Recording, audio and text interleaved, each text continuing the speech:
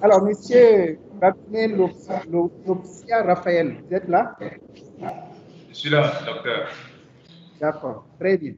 Alors, vous êtes devant nous pour nous présenter un résumé de votre mémoire de fin de cycle, dont le thème s'intitule Dimensionnement structural d'un bâtiment sous-sol R+2 à Yaoundé. Ceci en vue d'obtenir le diplôme d'ingénieur de travaux en génie civil de l'USCPO. Le jury vous donne 15 minutes pour... Vous pouvez commencer. Merci, Monsieur le Président du jury, de m'avoir passé la parole.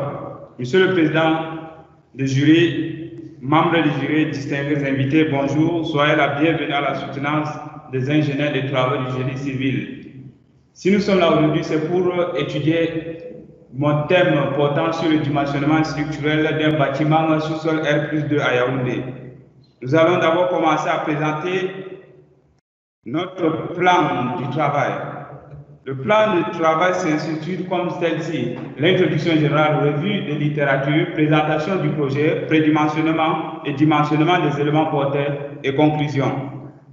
En introduction, le génie civil est un domaine qui prône la conception après l'architecture, dont l'objectif est la réalisation des édifices publics ou privés qui devraient servir l'homme. En effet, notre thème dimensionnement structurel d'un bâtiment sous-sol R+2 sera notre thème de recherche. Problématique. Ce projet vise à résoudre le problème de construction anarchique et le non-respect des constructions dans la ville de Yaoundé, tout précisément au quartier Emana.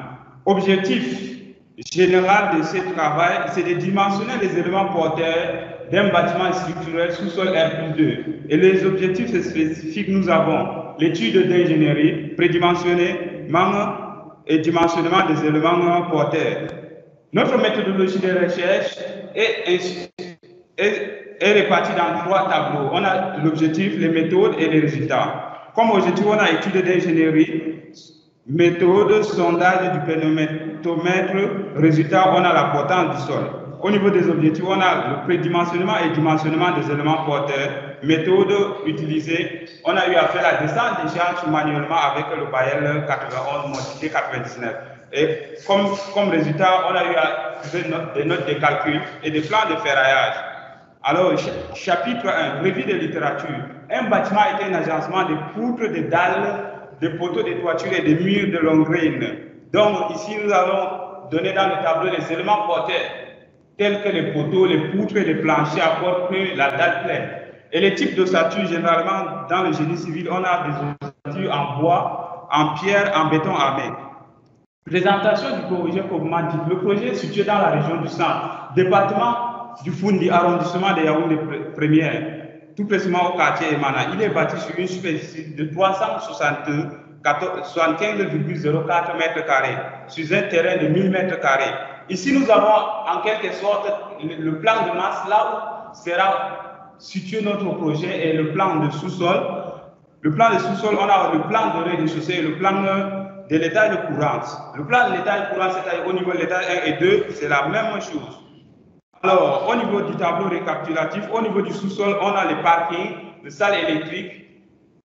Au niveau du rez-de-chaussée, on a 2 appartements et studios. Au niveau de l'étage 1 et 2, on a 3 appartements.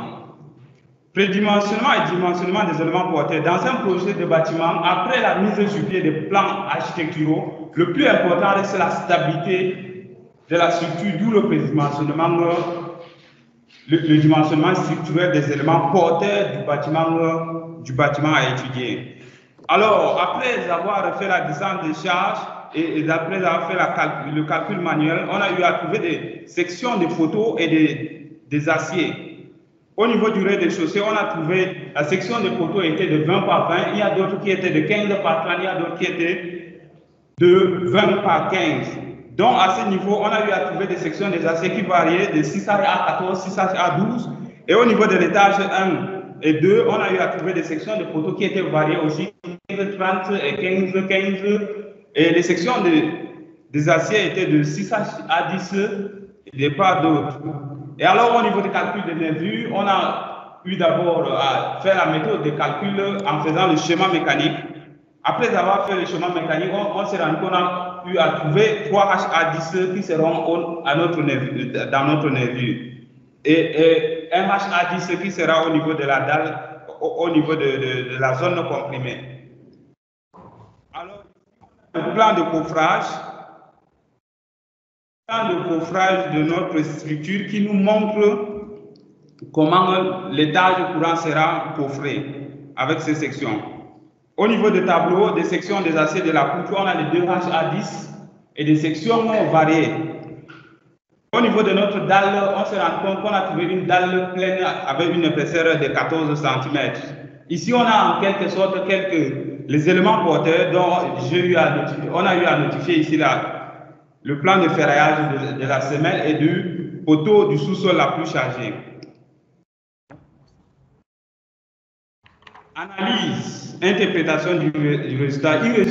Il ressort de cette analyse, après les études des éléments porteurs, qu'il y a variation des sections des poteaux, poutres et semelles. Cela est dû aux différentes variations de charges d'exploitation appliquées aux éléments porteurs et aux variations aussi des zones d'influence. Pour notre recommandation, pour beaucoup plus de mesures de sécurité, on doit d'abord étudier les éléments porteurs les plus sollicités dans un projet de bâtiment.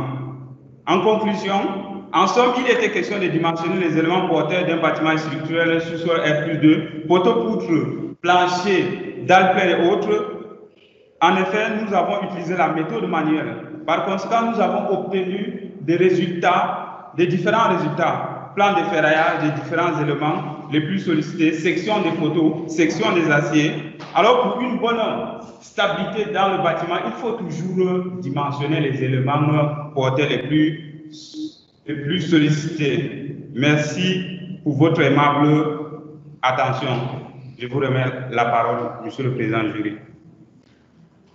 Bien, merci Monsieur Babinet pour votre présentation. Ça a été pour le moins bref, parce que vous n'avez fait que 6 minutes pratiquement. Ouais, 6 minutes, alors qu'on vous a donné 15.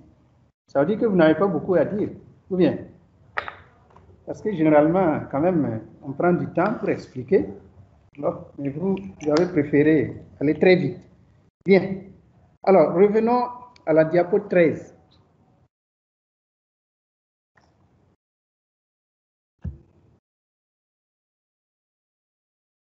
Alors, quand on regarde donc la diapo 13, allez-y encore. Non, j'ai dit 13, voilà. C'était aller jusqu'à, je ne sais pas comment. Ça, c'est 16. Je dirais que la 13 ne veut pas venir. Ça, c'est 14. Voilà. C'est 13. C'est du tableau que je veux parler. Vous voyez, le tableau est invisible. Pas parce qu'il n'y a pas de place, mais parce que vous avez écrit en petite police, avec une petite police. Alors que vous avez assez de place. Vous voyez, vous auriez pu écrire beaucoup plus grandement que ça. Allez-y à la diapo 8.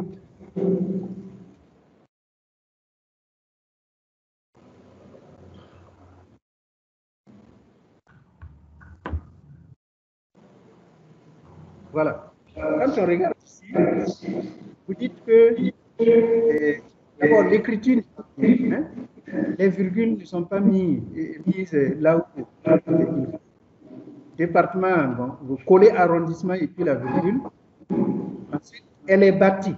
Regardez comment vous avez écrit elle est bâtie. Qu'est-ce qu'il faut avoir? À la place du T, là, un E, il faut mettre. Ensuite, allez-y à la diapo 3.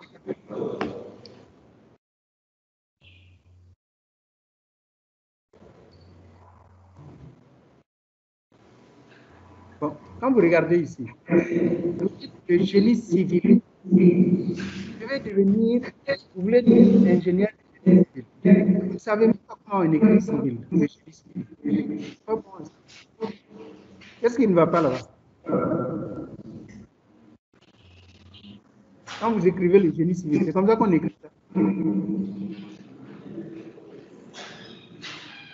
Qu'est-ce qui ne va pas là-bas?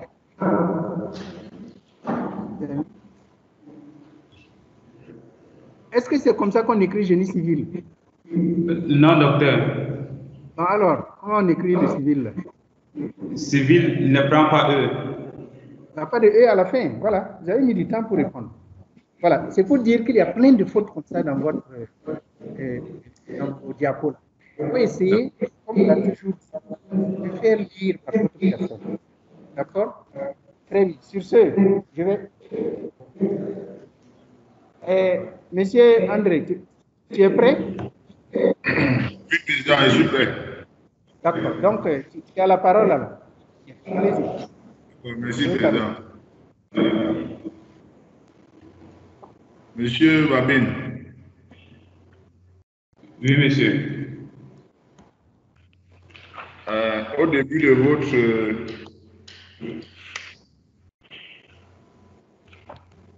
moi, je ne vois pas la table des matières dans votre document. La table de matière est à la dernière page. Pardon? La table de matière est au fond et à la dernière page. Est-ce que cela va comme la table de matière? Non, monsieur. Mais vous avez mis ça là-bas pourquoi?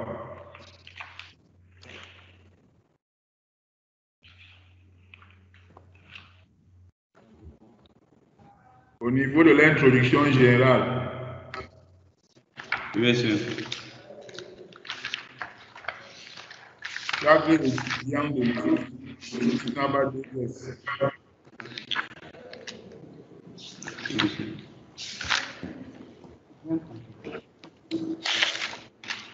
Vous avez vu? Pas d'accord, monsieur. D'accord, monsieur. Donc, vous dites que vous avez fait des études topographiques et géotechniques. Et au niveau de la géotechnique, vous dites que vous avez fait des études, vous avez fait des sondages au pénétromètre dynamique lourd. Une distance allant jusqu'à 15 mètres. Vous l'avez fait effectivement? Là, c'était par une équipe du laboratoire, monsieur. Bon, expliquez-moi comment l'essai se passe. Ils ont eu à mettre... Donnez-moi d'abord le matériel, donnez-moi l'appareillage. Le matériel, c'est le pénomètre. Il est composé de quoi et de quoi?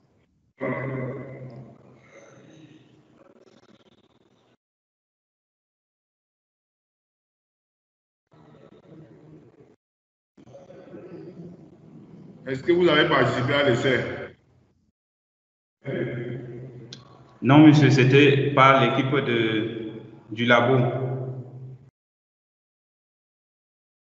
Et vous connaissez, votre bâtiment a une hauteur de combien de mètres? Pardon, monsieur. Quelle est la hauteur définitive de votre bâtiment? La hauteur de l'édifice de mon bâtiment est de 11 mètres.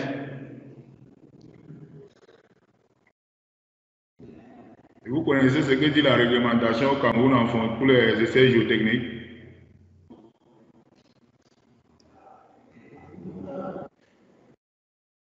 Non, monsieur. On demande les essais géotechniques pour les bâtiments de moins de mètres à la fin.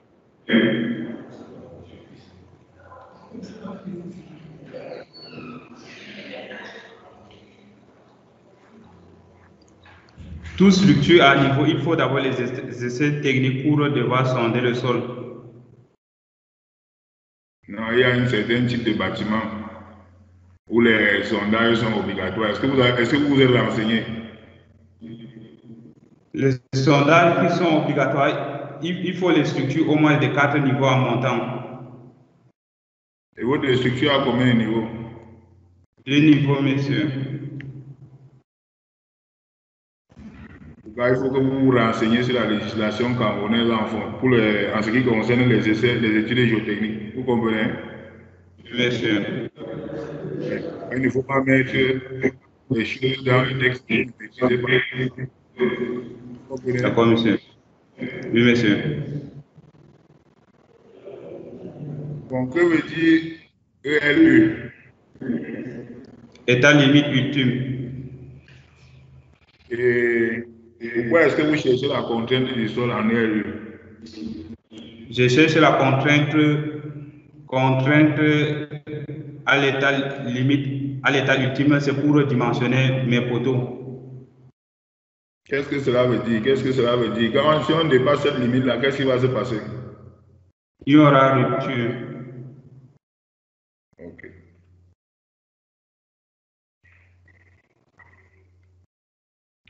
Bon. Monsieur le Président, le Président n'est pas là.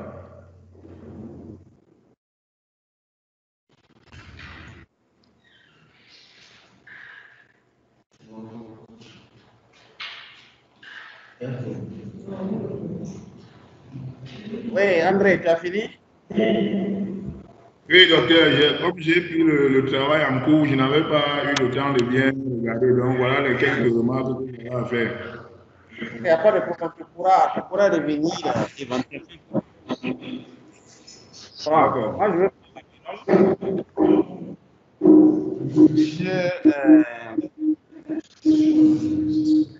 C'est Babinet ou c'est quoi? Babine?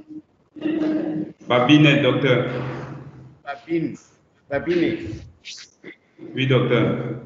Donc, monsieur Babinet Raphaël. Ok. Bon. Je vais prendre la parole à mon tour aussi pour faire des observations. Au niveau de ta présentation, Oui, ta docteur. présentation a été tellement rapide. Je dirais qu'on n'a rien compris de ce que tu voulais nous expliquer. Hein? On vous donne 15 minutes. Est-ce que tu as fait la simulation de ta présentation avant? Est-ce que tu as fait la simulation? Oui, docteur. Et quand tu as fait la simulation, tu avais combien de minutes? Je ne voulais pas que ça déborde plus de 12 minutes. Mais tu n'as fait que moins 7 minutes. Il y a beaucoup de choses que tu as survolées. Il y a beaucoup de choses que tu n'as pas expliquées. Bien qu'on ne comprend pas. Il faut revenir avoir le plan de présentation. Je veux voir la diapositive sur votre plan de présentation.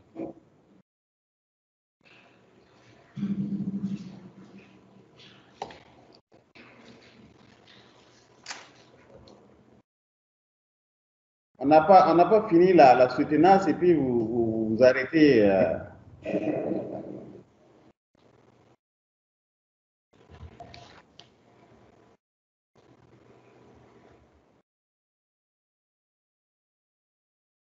Ça vient?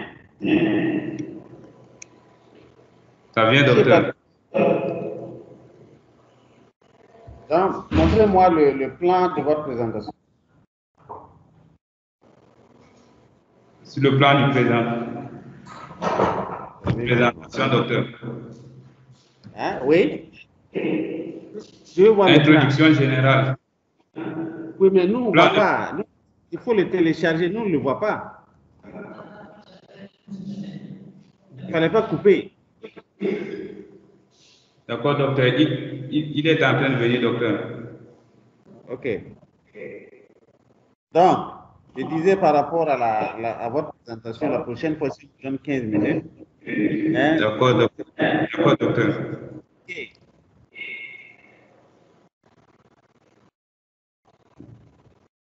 Bon, en attendant qu'ils viennent, au niveau de votre efficace.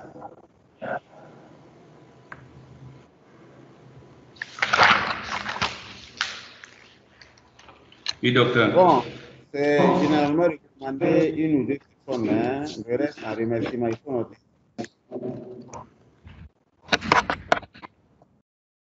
Est-ce qu'il y a quelqu'un qui vient pour télécharger votre présentation? Oui, docteur, je suis là. D'accord. Donc, dédicace, une ou deux personnes, puis le reste en remerciement. Le résumé. Voilà. OK. Donc, c'est le plan de votre présentation. Bon, c'est pas comme ça on fait un plan de présentation. C'est pas comme ça on fait un plan de présentation. Un plan de... Allô? Allô? Oui, docteur. Il y a un écho, il y a peut-être. Il y a un écho. Bon, donc je disais, dans un plan de présentation, c'est pas subdivisé en chapitres. D'accord, docteur. La présentation ne vous demande pas de venir lire le rapport. Ce n'est pas le rapport que vous lisez. C'est la synthèse du rapport. On exergue les principaux résultats. Donc, ce n'est pas la peine d'écrire chapitre 1. Et puis, la revue de littérature, on n'en a pas besoin dans votre présentation. D'accord, Les docteur. généralités qu'on connaît déjà. OK? Oui, docteur. Voilà. Donc, on va revenir maintenant à votre bilan. Je dis le résumé, il faut le revoir.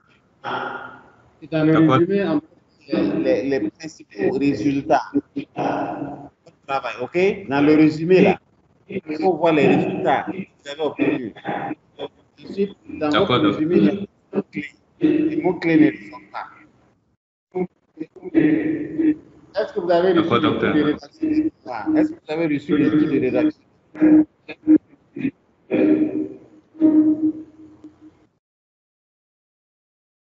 Vous avez reçu le guide là, qui vous montre comment il faut rédiger le mémoire. Oui, docteur. Ben, vous ne l'avez pas suivi intégralement. Bon, au niveau de la page 1,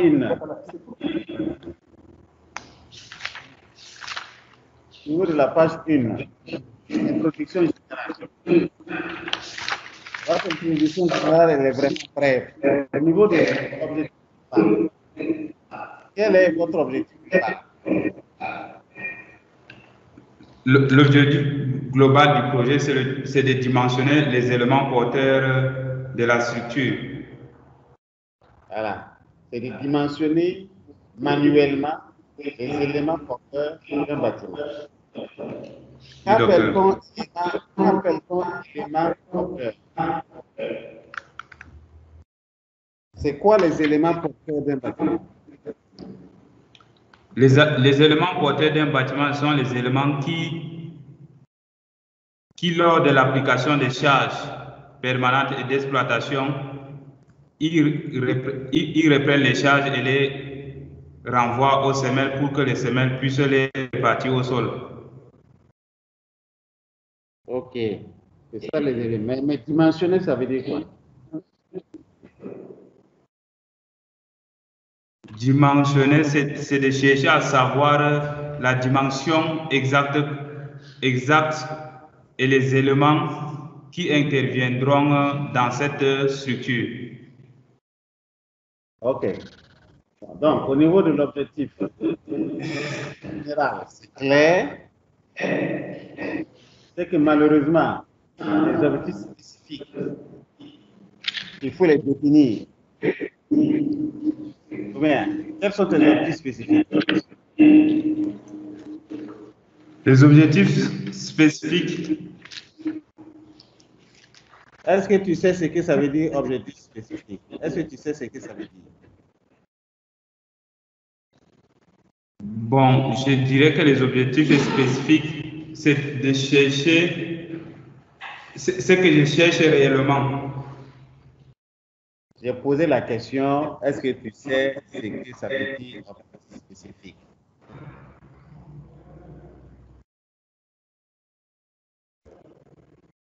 C'est oui ou c'est non? Non, docteur. Voilà. Oui. Et ça aussi, c'est expliqué dans le guide. Les objectifs spécifiques, ce sont des objectifs intermédiaires. Parce que pour atteindre l'objectif global, tu es obligé de passer par des objectifs intermédiaires. Et c'est ça qu'il faut lister. OK? D'accord, docteur. D'accord, docteur. Voilà. C'est des objectifs d'étape. Maintenant, dans ton introduction générale aussi, il n'y a pas la démarche méthodologique. La démarche. Tu veux mentionner les éléments porteurs d'un bâtiment. Ça, non? C'est ça l'objectif. Oui, docteur. Voilà. Maintenant, c'est quelle démarche? Quelle démarche méthodologique il faut appliquer? Quelle est la démarche méthodologique afin de pouvoir mentionner les éléments d'un bâtiment? Quelle est la démarche faire? Pour dimensionner manuellement, j'ai eu à utiliser le Bayer 80 modifié 99. J'ai demandé quelle est la démarche méthodologique. Les différentes étapes. Première phase, je fais comme ça. Deuxième phase, je fais comme ça. Troisième phase, je fais comme ça. C'est ça la démarche. On a défini notre objectif. C'est ça, non? Comment faire pour y arriver? Comment faire pour arriver à dimensionner les éléments porteurs? Comment? Pour dimensionner un élément, il faut d'abord faire la descente de charge sur cet élément, puis prédimensionner l'élément. Oui, écoute-moi bien, on a défini notre objectif. Après avoir défini l'objectif général, tu dois définir les objectifs spécifiques, ça veut dire les objectifs intermédiaires. Et ensuite, tu dois dire quelle est la méthodologie que tu vas utiliser pour atteindre ton objectif. La démarche méthodologique que tu vas utiliser pour atteindre ton objectif. Tu dois expliquer ça, c'est dès le départ. Je prends un exemple. Je vais aller de Yaoundé à Baganté. C'est ça? Oui, docteur. On connaît la direction. Maintenant, si tu prends la direction opposée, est-ce que tu vas y arriver?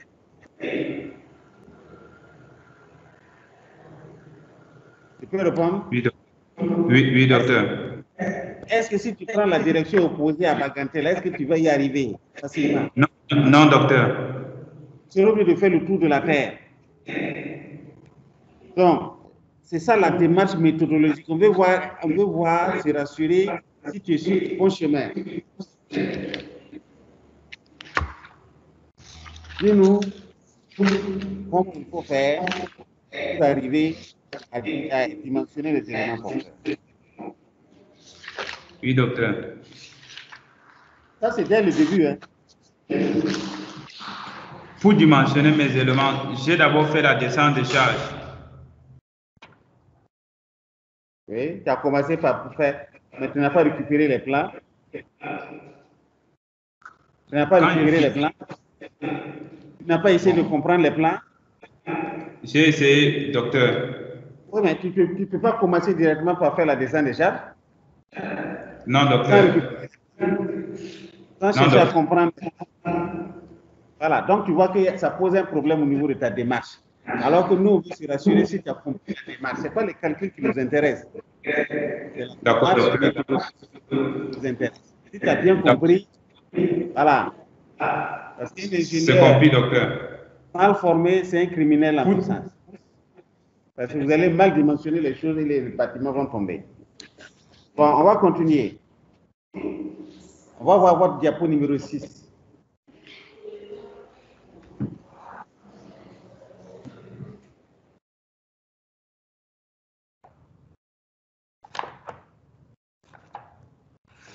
OK.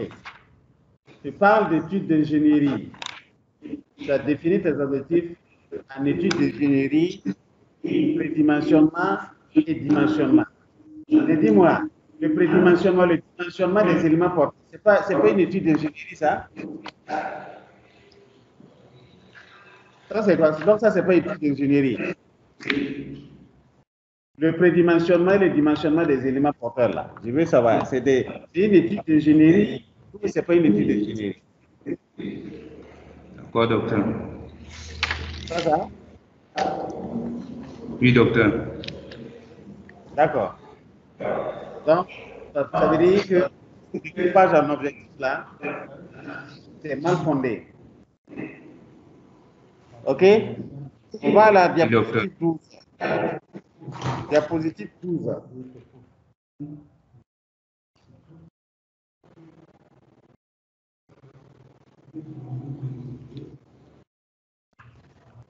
Vous dites, je ne suis pas d'accord avec votre affirmation. Vous dites, dans un projet de bâtiment, après la mise sur pied des plans architecturaux, le plus important reste la stabilité de la structure. Moi, je ne suis pas d'accord avec ça. C'est pas seulement la stabilité de l'ouvrage. Il faut aller à diapositive 14. D'accord, docteur. Diapositive 14.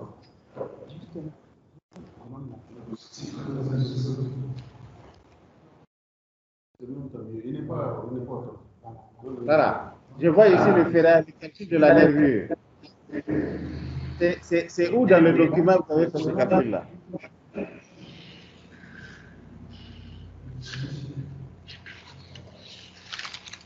Quelle page? Je veux dans le document, c'est quelle page?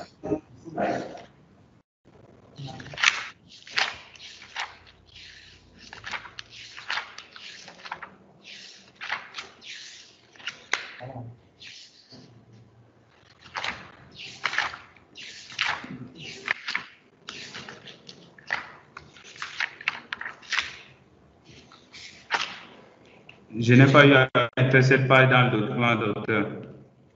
Mais là, ça pose un problème.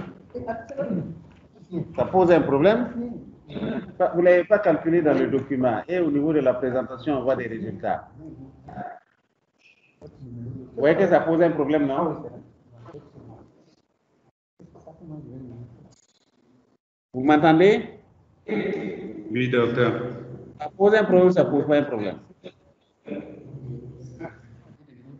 Donc, vous avez oublié de le faire dans votre mémoire. Vous avez oublié. Oui, docteur. Après, vous vous êtes rendu compte. C'est ça, non? Oui, docteur, parce que... Vous n'avez pas attiré notre attention là-dessus. Quand vous êtes arrivé ici, vous n'avez pas dit que j'ai oublié. Hein, de le calculer dans le mémoire. Pourquoi après, voilà. Pourquoi tu ne dis pas ça?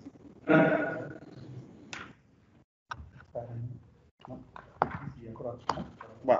Ok. Diapositive 17. Diapositive 17. Et moi, je l'ai.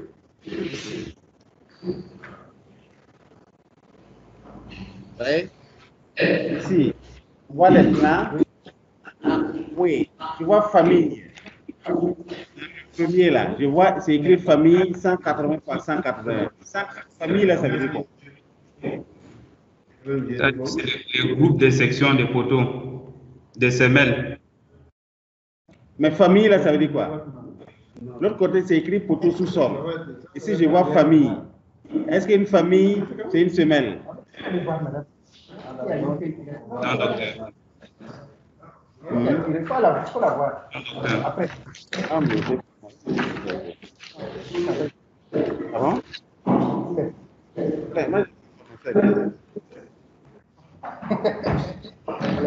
Famille. Oui, docteur. Est-ce que famille? Ça devait être des semelles, docteur. Mais quand je regarde ça, vous l'avez fait à partir d'un logiciel ou bien vous l'avez fait à la main?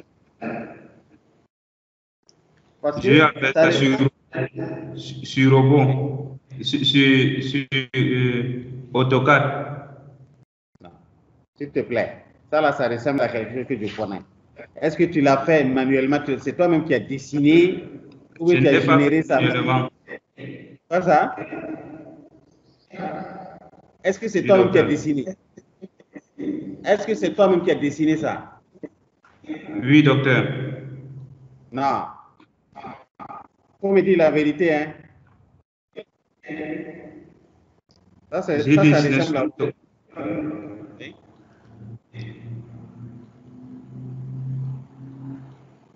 à... Ça ressemble à un robot, hein? Des résultats de robot. Donc, il faut être honnête. Moi, je préfère que tu me dises la vérité. Sinon, après, on va te sanctionner lourdement. D'accord, docteur. Oui. La vérité, là, c'est quoi?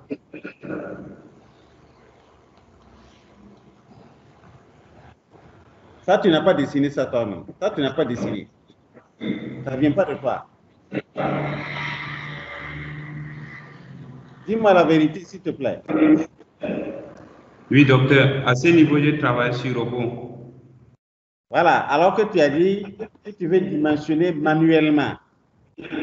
Dans ton document, en aucune partie, tu n'as parlé de robot. Donc, ça veut dire que tu n'es pas honnête. Tu as triché. Hein? Tu dis que c'est toi-même qui as dit que tu vas calculer manuellement. Maintenant, tu utilises le robot maintenant pour sortir le ferraillage. Et tu ne le mentionnes pas dans le rapport. Et il faut que le jury découvre que non, voilà. Ensuite, tu as calculé les nervures, ce n'est pas dans le rapport, c'est au niveau de la présentation qu'on voit les résultats. Donc, tu vois que ça pose un problème. Bon, j'ai fini avec les diapos. On va analyser maintenant ton document. Page 2. Page 2. Comment on définit la portée d'une poutre? D'accord, docteur. Rapidement. Comment on définit Je la suis déjà portée d'une obligé, poutre? docteur. Comment on définit la portée d'une poutre? Parce que tu as fait le schéma mécanique de la poutre, page 2, figure 1. Tu as fait le schéma mécanique de la poutre. Comment on définit la portée? Parce que si tu n'arrives pas à trouver ça, tu seras recalé.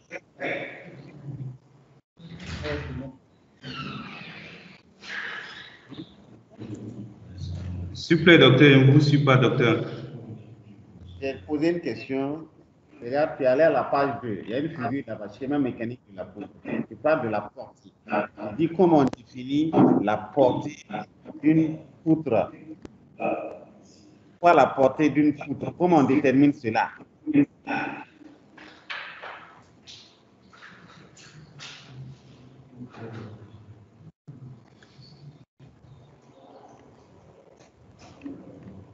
J'ai dit, si tu ne me donnes pas la bonne réponse, je vais te récaler. Parce que c'est le minimum La portée d'une poutre, on le fait au niveau de la résistance des matériaux. On fait la coupure. Ce n'est pas vrai. Comment, toi, en tant que futur ingénieur des travaux, fais le dimensionnement de la structure d'un bâtiment et tu ne peux pas définir, puisque la portée, c'est toi qui dois déterminer la portée des poutres. C'est toi qui vas définir les poutres. Tu vas les prédimensionner. Et en les prédimensionnant, tu as besoin de la portée. En fonction de la portée, tu vas déterminer la largeur et la hauteur de ta poutre. Et tu ne sais pas comment on détermine cette portée. Et là, c'est très grave. Dans le BL, c'est clair, la portée d'une poutre là. Si les appuis sont en béton armé, on prend la longueur, la distance nu à nu des appuis. Si les appuis sont en maçonnerie, on prend la distance, la longueur nu à nu, on ajoute un tiers de part et d'autre d'épaisseur. Si la poutre repose sur des appareils d'appui, c'est en brasse. Vous la montrez ou vous ne la pas montré? Donc, cela revient à mettre beaucoup de doutes par rapport à la détermination de la portée des poutres. Ensuite, si on va à la page 9, les plans RDC, tout seul, étage courant, c'est illisible. Quand on a grandi, on n'arrive même pas à lire. Tu devrais nous mettre des plans lisibles en annexe. Il n'a même pas d'annexe. Donc, quand tu vas reprendre ton document, les plans de l'état courant sont illisibles. OK? D'accord, docteur. Page 13.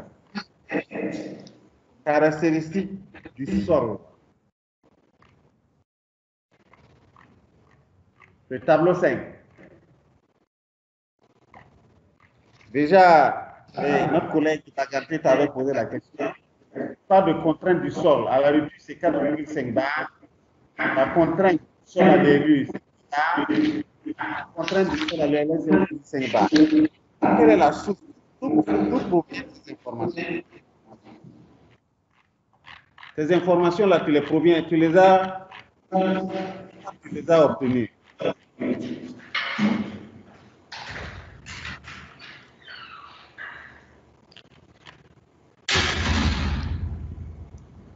Comment tu les as obtenues?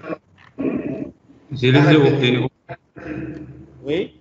Je les ai... Réponds rapidement, parce qu'on n'a pas le temps. Réponds rapidement. Comment tu as obtenu ça vient d'où? Ça provient d'où? Les résultats par rapport aux contraintes au sol, je les ai obtenus auprès d'un laboratoire. Donc, il y a un laboratoire qui est venu faire le sondage. Quel est le nom du laboratoire? Laborex. C'est écrit où dans le rapport que ces éléments-là proviennent de l'étude du sol de ce laboratoire? C'est écrit où dans le rapport, en mémoire? J'ai oublié de mentionner, docteur. Tu as oublié de mentionner. Okay. Mais contrainte du sol à l'élu, là, ça veut dire quoi? Moi, je ne sais pas ce que c'est. À l'élu, c'est-à-dire à l'état limite ultime. Mais ça, ce n'est pas défini dans les normes. Ça, on ne connaît pas. Moi, je ne connais pas. Pas ça. Ensuite, tu parles de contrainte de service, en bas. Contrainte de service, là, c'est quoi? Qu'est-ce qu'une contrainte de service?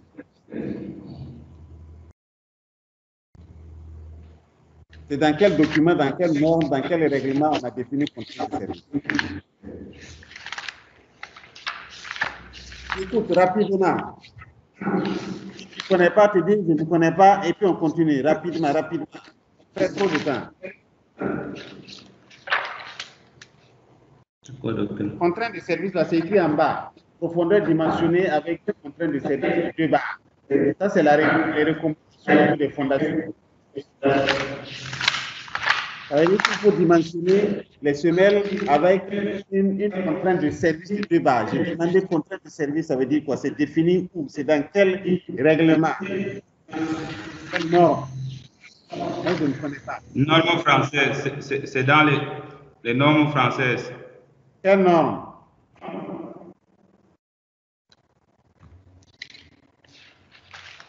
Bon, tu ne connais pas la norme, ça n'existe pas. Moi, je connais que les normes, ça n'existe pas. Il n'y en a pas. Page 15. Page 15, tu dis que le poids propre de la semelle représente 5% de la charge qu'il reçoit. C'est dans quelle norme, dans quelle règle technique tu as vu ça? Le poids propre de la semelle représente 5% de la charge qu'il reçoit. C'est dans quel document technique tu as vu ça? Quelle norme?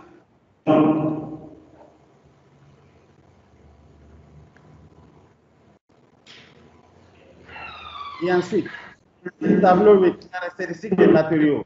Ici, je vois contrainte admissible du sol 1,8 bar. Alors que dans le rapport que tu as dit, tu as parlé de contrainte du sol à l'état limite. Je ne vois pas 1,8 bar. Ici, je vois sur le plan contrainte admissible du sol 1,8 bar. Comment vous avez trouvé cette donnée-là?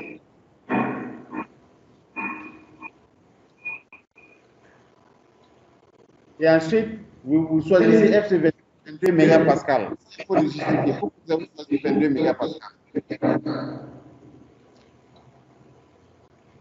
Et la contrainte admissible du sol, là, c'est en contradiction avec ce qui est mentionné dans la page 13.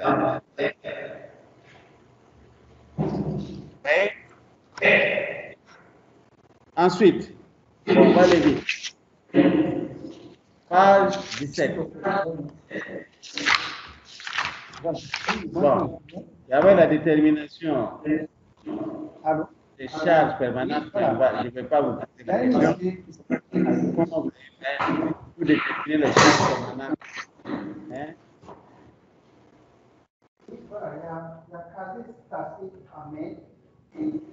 Bon, je vais laisser ça. Je vais aller à la page 25. Vous parlez dans la page 25, vous dimensionnez la dalle pleine. C'est ça, non? Page 25.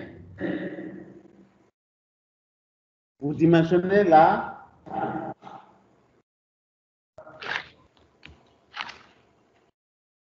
Vous dimensionnez la page 5, la dalle pleine.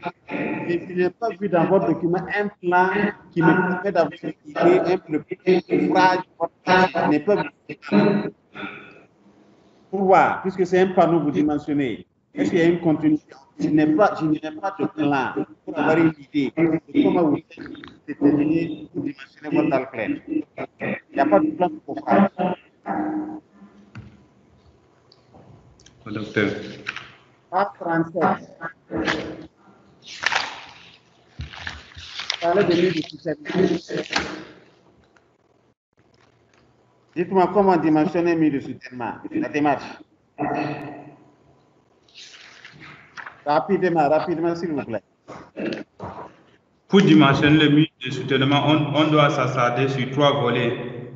La vérification de la stabilité, qui se résume au renversement, le glissement et la contrainte du sol sous fondation. Ensuite, après la vérification de la stabilité du mur de soutènement, ensuite, qu'est-ce qu'on fait?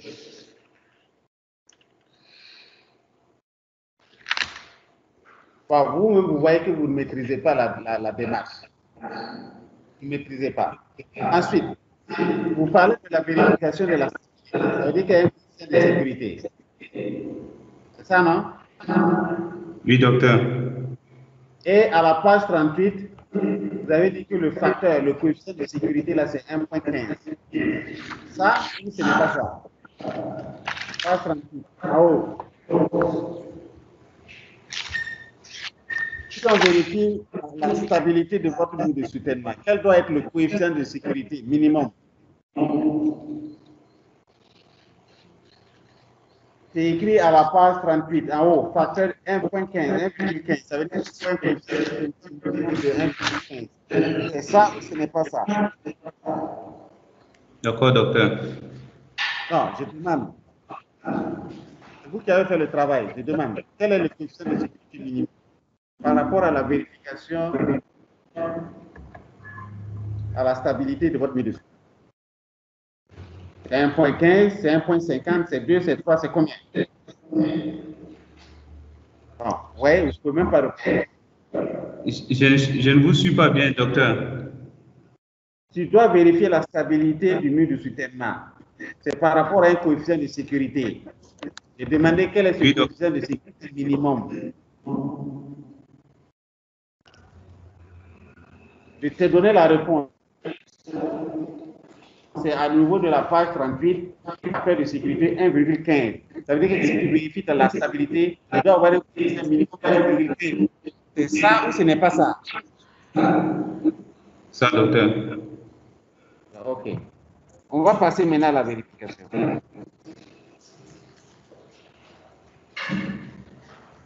Au niveau de la vérification, page 42. Donc maintenant, quand tu vérifies maintenant les différentes conditions, tu dis supérieur à 1. Tu compares par rapport à 1. Page 42. Par exemple, la stabilité au renversement, tu dis que ça va être supérieur ou égal à 1. C'est ça? Donc ça veut dire que ce n'est pas bon. Oui. Ça va être supérieur à 1,15. D'accord, docteur. Si le coefficient de sécurité est égal à 1, bon, ça veut dire qu'il n'y a pas de sécurité. Combien? Oui, docteur. Bon, donc, tu as vu, il y a un là. Il y a un, la vérification là, pour 1,13. Ça veut dire que cette condition, la stabilité au glissement, tu as trouvé 1,13. Ça veut dire que la condition n'est pas vérifiée. Et puis, si tu veux dimensionner la semelle de ton mur de soutènement, écrire que la contrainte maximale doit être inférieure à la contrainte admissible. Ce n'est pas juste. Toi, tu ne sais pas comment dimensionner multiplicativement. Ce n'est pas juste. C'est la contrainte de référence qui doit être inférieure à la contrainte admissible. Ce n'est pas la contrainte maximale. Quand on parle de contrainte 2 tiers, c'est 2 tiers.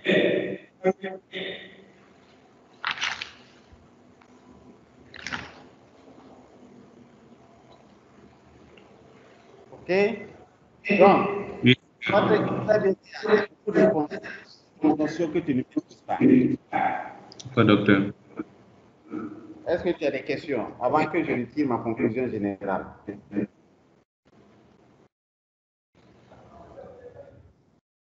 Non, docteur. Bon, dans votre mémoire là, je n'ai pas vu les plans d'exécution, les plans de ferrage, je n'ai pas vu ça. Montrez-moi où on a les plans d'exécution. Montrez-moi le plan. Je n'ai pas vu ni le plan de coffrage, ni le plan de coffrage d'estimation, ni le plan de coffrage du plancher. Je n'ai pas vu les plans de ferraillage des poteaux. Je n'ai pas vu les plans de ferraillage des poteaux. Montrez-moi dans le document où se trouvent ces plans-là. Le document que vous nous avez envoyé. Les plans de coffrage sont renvoyés à l'annexe, docteur. Dans le document qu'on a reçu, il n'y a pas d'annexe. Ou bien, M. André, dans votre document, là, vous voyez en annexe les plans d'exécution. Nous, on ne les a pas reçus. Est-ce que vous avez vu en annexe les plans d'exécution? Docteur, il y a le plan du rez-de-chaussée, le plan de usage courant.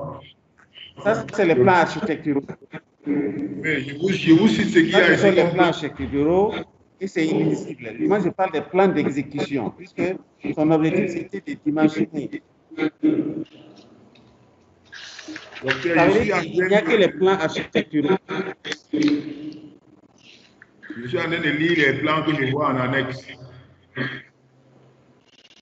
Nous, dans le document qu'on nous a envoyé, en annexe, on n'a pas de plan. Il n'y en a pas. Le document que nous on a reçu. Il y a le plan de coffrage ici.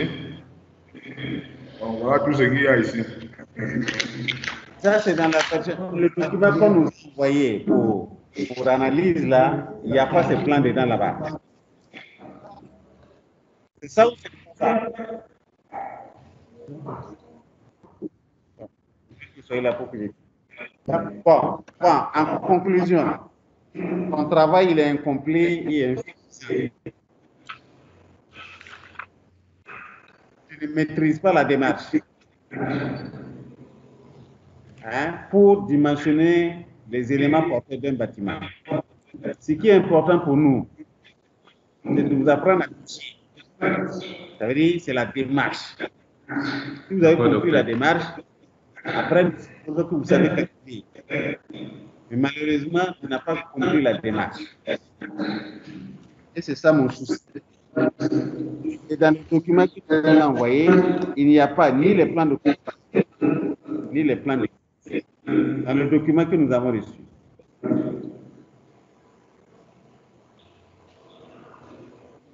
Vous êtes d'accord avec cette observation?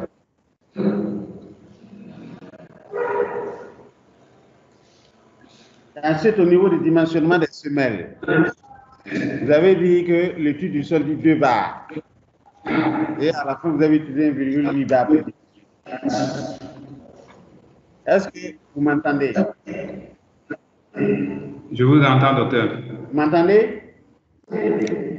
Oui, docteur. Les 2 bars, les 1,8 que j'ai eu à écrire dans le tableau, c'est oui, docteur. Oui, docteur. Est-ce que vous m'entendez? Je vous entends, docteur. Tu as bien noté mes observations? Oui, docteur. Est-ce que tu es d'accord avec mes observations? Je suis d'accord, docteur. Voilà, donc toi-même, tu vois que ton travail, qui est très important, c'est l'image. On n'a même pas pu répondre à la question comment on détermine la portée d'une poutre. Ça, c'est très grave. Ok, est-ce que tu as des questions de compréhension? S'il y a quelque chose que tu n'as pas compris, tu veux que dans ton travail, est-ce qu'il y a quelque chose que tu n'as pas compris?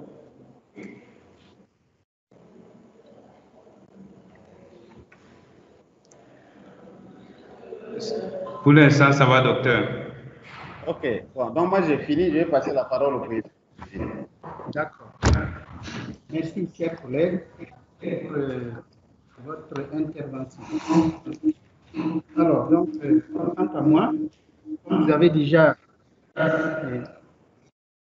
n'est-ce pas, toutes les parties, moi je vais plutôt revenir sur la forme. Pour dire que la page de garde n'est pas vue.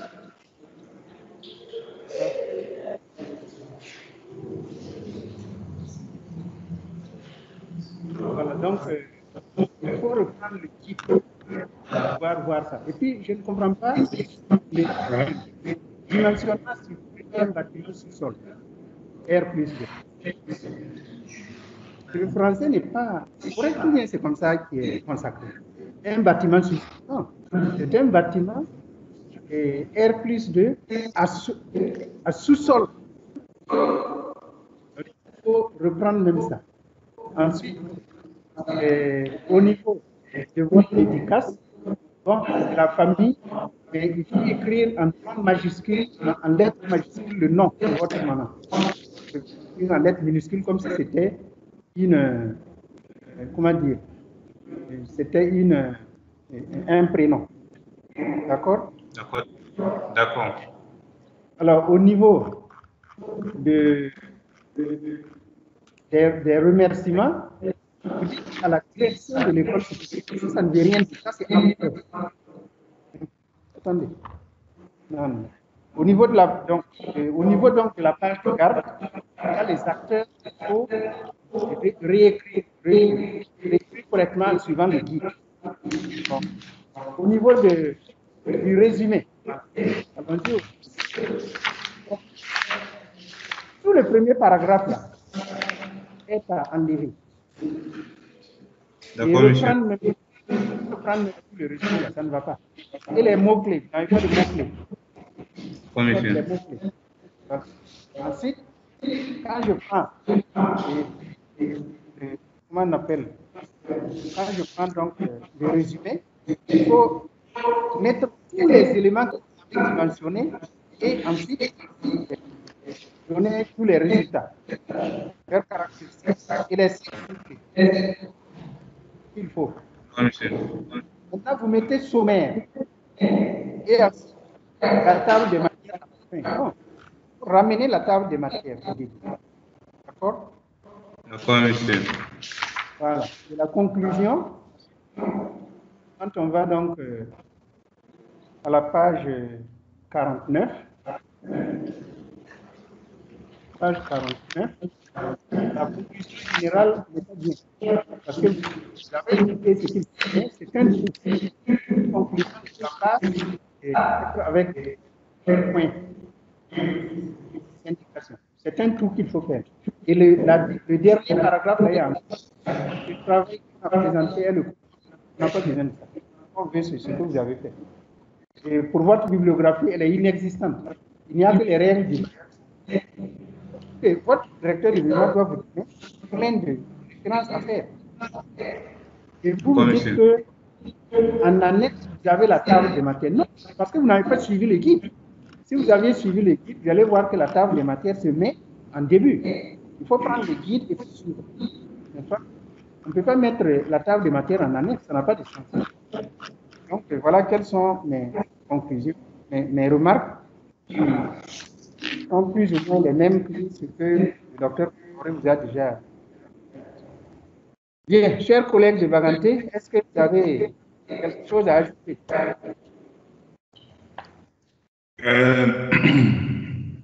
Je voulais poser la question de savoir où se trouve le Laborex. Monsieur Babouné. C'est à Yaoundé, monsieur. À quel endroit à Yaoundé? C'est à Cheikh Siméon. Ok, d'accord. C'est bon, Monsieur le Président. Très bien. Alors, demandez à M. Niamène. D'accord, très bien, mais je ne le vois pas. On ne le voit pas là. Voilà, d'accord. Bien. Monsieur Babinet Lopsia Raphaël. Oui, docteur. Voilà, vous avez eu 13,39 à l'écrit. Tout à l'heure, pour le mémoire, on vous a donné 13. Mais ce qu'il faut savoir, c'est qu'il faut reprendre toutes les questions et mieux intégrer ce qu'on a dit comme observation. Sinon, D'accord. vous a plus ou moins rattrapé. Vous avez donc obtenu. Normalement, le travail est insuffisant. Voilà. Quand même, il y a quelque part. Donc, on va te demander surtout de petit travail pour le directeur de mémoire, la démarche. Le calcul est inutile. Nous, on va être sûr que vous seul, vous pouvez tenir à bien bouger les dimensions par exemple, seul. Tu as compris? C'est ça, cette démarche Oui, docteur. n'a pas vu. Donc, avec le D'accord. directeur de mémoire, on comprend la démarche. Voilà. Donc, ça te fait 13,19 PN. Donc, sous réserve de contrôle approfondi, vous êtes donc déclaré définitivement admis à l'issue des épreuves écrites et pratiques de l'examen d'ingénieur du travaux, génie civil, avec la mention assez bien. Voilà.